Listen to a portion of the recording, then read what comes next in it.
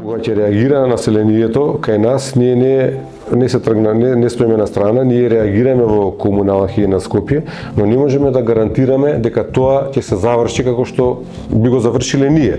Така и во тој временски период може да ни кажете нас добро и тоа добро да помине 2 недели од тоа добро.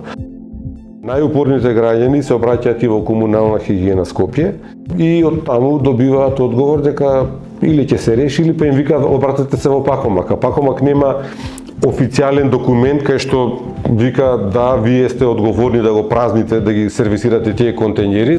Тоа е еден, како да кажам, магичен круг во кој што немаме ние овластување од градот, од комуналното, ние да имаме одговорност да ги празниме тие контењери, само тоа е така декларативно кажано по телефон, обратете се во Пакомак.